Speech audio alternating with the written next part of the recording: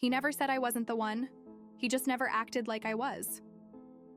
After 8 years in a relationship with someone who never chose me fully, I stopped waiting. We met when we were 21. It was the kind of college relationship that everyone thought would fizzle out after graduation, but didn't. We stuck together through cross-country moves, first jobs, bad apartments, and everything in between. By 29, we'd lived together for 4 years, had a shared Spotify account, celebrated holidays with each other's families, raised a cat together, but we were still just dating. Not engaged, not planning a wedding, just dating. I brought it up a few times, not dramatically, not with pressure, just curious. Have you thought about us getting married someday? The answer was always the same. Of course, just not yet. Things are hectic right now. Let's get through this next phase first. There was always another phase. My friends started getting married. At first, it didn't bother me. We were younger, in no rush. But then people who started dating after us were sending save the dates, moving into houses, having babies, and I was still being told, don't compare us to other couples. We're on our own timeline. I started to wonder if our timeline had an ending at all. His mom would call me her future daughter-in-law, like it was a compliment, like it was an inevitable thing. But every time she said it, it felt like a reminder that even she assumed he'd get around to it eventually, but never questioned why he hadn't yet, and he'd just smile. Say nothing. Not once did he claim me.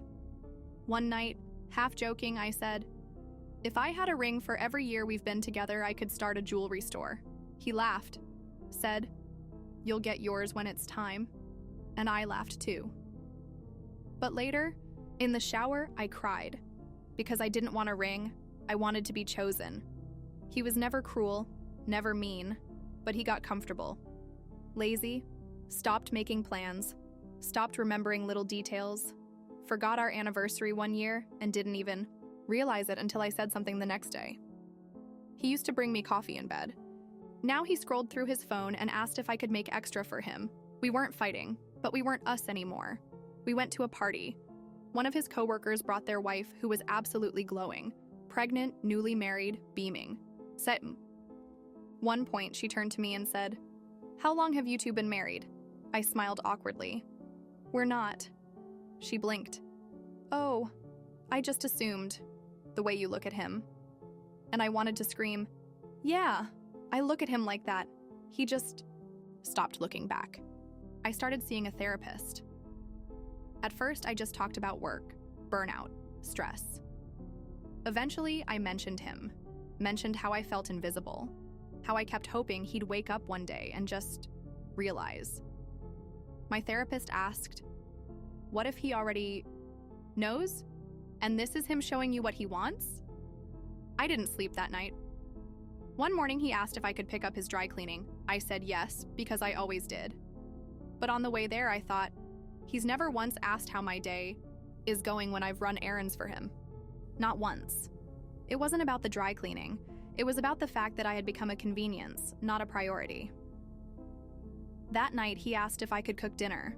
He was tired, and I said, no, I'm tired too. He just stood there blinking. He didn't argue, just reheated leftovers and ate in silence. It was the first time in years I said no and didn't feel the need to apologize for it. And for the first time, I saw how little it mattered to him. Sometimes I'd catch glimpses of us, old us. He'd laugh at something I said, rub my back while I cooked, fall asleep with his head on my shoulder like we were still 20-somethings in love. For a second, I'd think maybe I'm being dramatic. Maybe we're just tired, but it never lasted. The version of him I loved showed up less and less. I started asking small, future-facing questions. Would you want to buy a house someday? If we had kids, what would we name them? He always deflected. Or made a joke. Let's just survive this lease first. You're really jumping the gun, huh? 8 years in. Still jumping the gun, apparently. Our 8th anniversary came and went. He didn't forget. He just didn't plan anything. When I brought it up, he said, I figured we'd do something next weekend. You've been so busy. Lately, no card, no dinner, not even a note. I bought myself flowers on the way home from work. He said they were pretty. Didn't ask where they came from. They used to ask when he was going to propose. Now they didn't ask anything at all. One friend gently said, "I just don't want to see you waiting around for someone who might never show up." I defended him, but deep down, I knew she was right. I was waiting, and he was just there. It hit me one Sunday afternoon. We were sitting on the couch, both scrolling. The TV was on, but neither of us was watching, and I looked over at him and thought, I am more alone sitting next to you than I ever was by myself. It felt like a betrayal, not of him, of me. I got a promotion, a big one, new title, more money, a clear path to leadership. I was proud, giddy even. I told him over dinner and he smiled, said, "That's great, babe," then changed the subject to something at work. He didn't ask what the role meant, didn't toast to it, didn't celebrate with me. I stopped sharing wins after that. It didn't happen all at once. But one day I realized I hadn't thought about our future in weeks. No wedding day fantasy, no imaginary house, no hypothetical babies. I wasn't bitter. I was just done hoping, because hope had become a chore and I was tired of carrying it alone.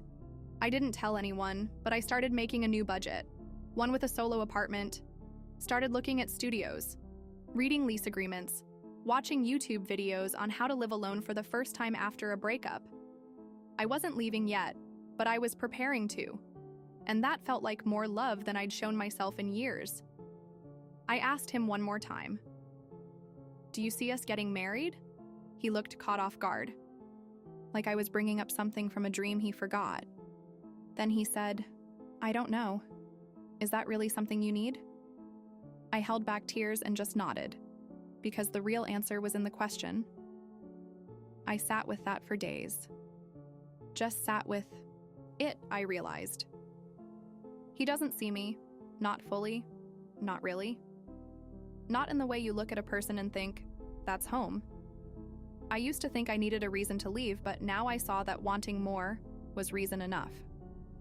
Before I left physically, I left emotionally, stopped filling the silence, stopped checking in, stopped trying to make dinner feel like a date instead of just a routine.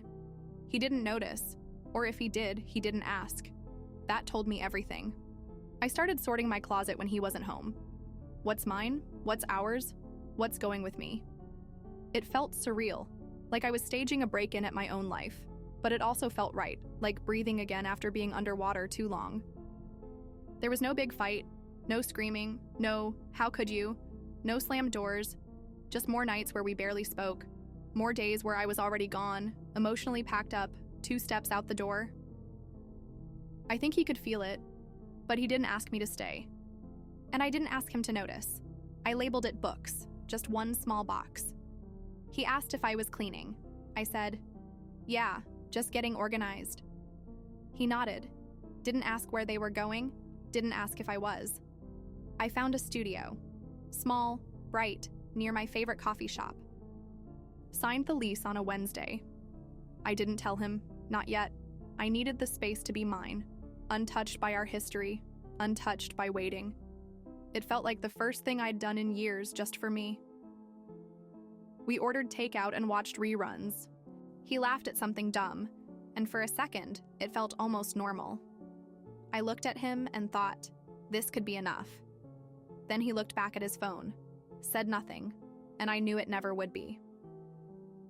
The night I told him I was moving out, I slept better than I had in months. No crying, no chaos, just stillness. I said, "I signed a lease. I'm moving out next week." He blinked. "Wait, are you breaking up with me?" I said, "I think we both know this hasn't been a relationship for a long time." He didn't argue. That was the real goodbye. We still lived together for a few more days, shared a space that didn't feel shared, passed each other in the kitchen. Said, hey, it wasn't hostile, just hollow, like coworkers in an office where the project was long over. But the calendar hasn't caught up yet. I moved with 3 suitcases, 2 boxes, and a cat. He helped me carry things to the car. Said, "Let me know when you're settled in." I said, "Okay." We hugged, light, brief, like old friends. or distant strangers. I cried in the elevator. Not for him, for the years. There was no follow-up text, no late-night call, no chase, just silence.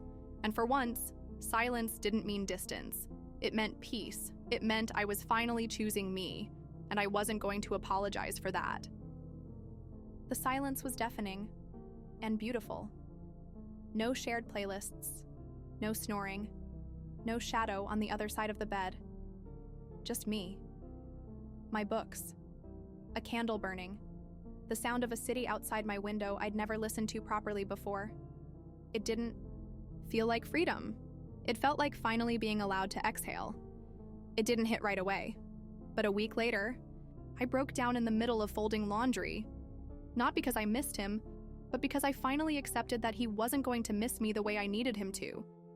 That's a different kind of grief.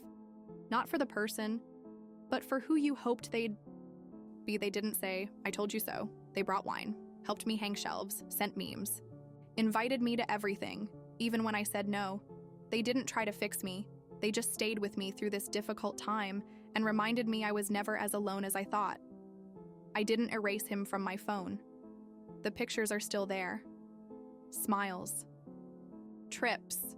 Anniversaries. I don't look at them often, but I don't hate them either. They're proof of a chapter, not a mistake, just a story I stopped writing. He didn't check in, not once. No, how are you? No, I miss you. And while part of me wanted that closure, wanted him to say he was sorry, the bigger part of me was glad he didn't, because it made it easier to keep walking. Little things, dancing while I cleaned, saying yes to dinner invites, taking long walks just because. My therapist said, sometimes peace feels boring at first because you were addicted to tension. She was right. But boring started to feel a lot like safe. Safe started to feel like joy. A few months later, I ran into him. Grocery store, middle of the day. We made eye contact, nodded, kept walking. No words, no pain either. Just that strange, quiet knowing. We shared a life. And now we don't. And that's okay. I was journaling and wrote, "I want to be chosen," then crossed it out. I wrote instead, "I want to choose myself." It hit me. I was done waiting to be picked. I had been enough all along. He just wasn't ready to see it. I didn't fall in love again right away, but I started to love my life. A morning coffee I made exactly how I like it. A weekend trip with no one to consult. A playlist with only my favorite songs. A body that didn't flinch anymore. Turns out, I was building a relationship after all. With myself. I don't hate him. I don't wish we'd ended differently, because if we had, I might still be there, waiting for a proposal that was never coming from a man who never fully saw me. He never said I wasn't the one, but he never treated me like I was.